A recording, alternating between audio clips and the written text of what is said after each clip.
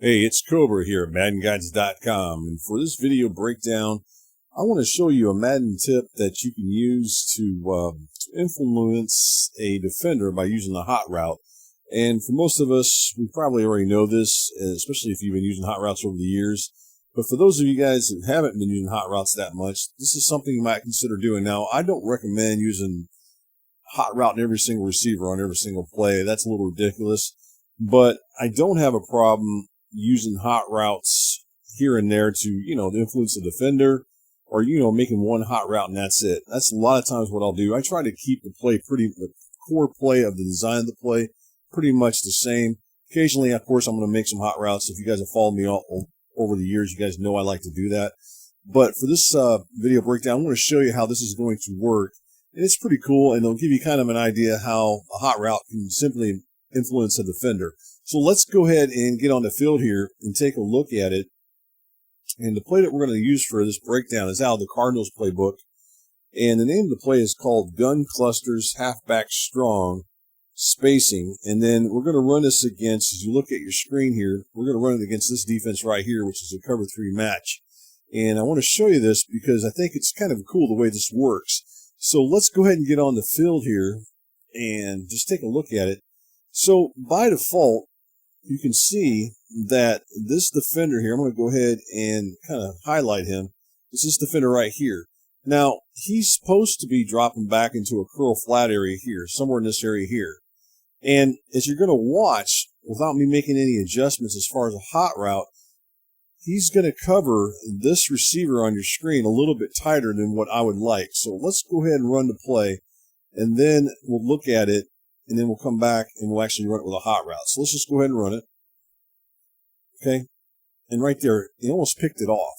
Now, I might have been a little bit slow throwing that ball, but he still was able to break on it pretty nice and almost pick it off. And that's not something I want to happen. So let's go ahead and look at it.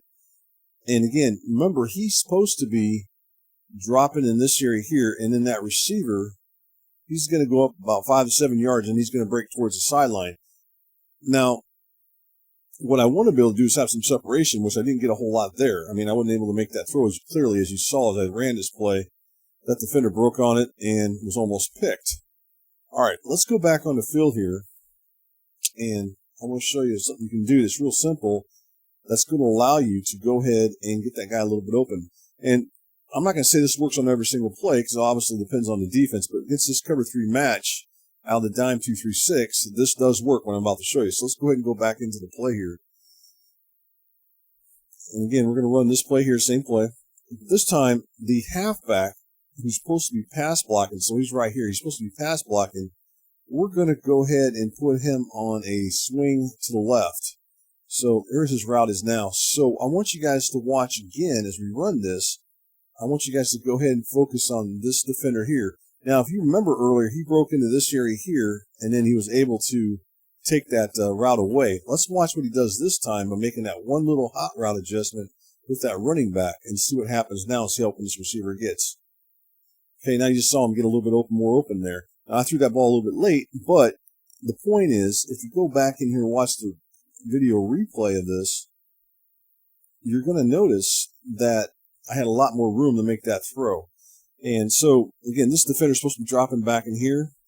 This time, because of the influence of this running back who's running this swing route over in this area here, that forces him to stay a little bit further in this area.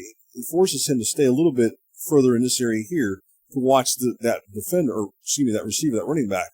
And then this allows this guy, once he breaks to the outside, to get a lot more separation.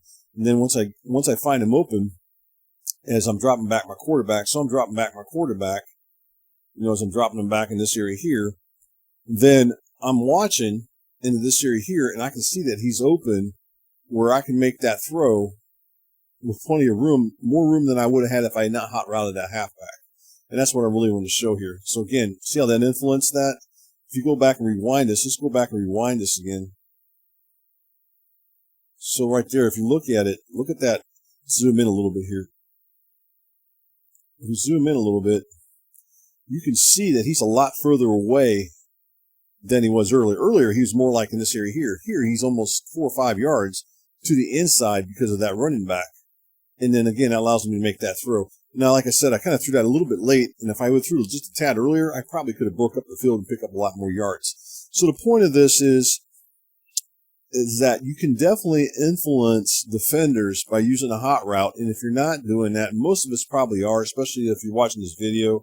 I can't imagine that you're not using hot routes. But if you are new to the game and you're not using hot routes, then I highly suggest consider using them. Again, don't get too crazy with them. I've seen countless videos on YouTube and throughout my years of playing the game and watching stuff. I think sometimes we get a little carried away with them.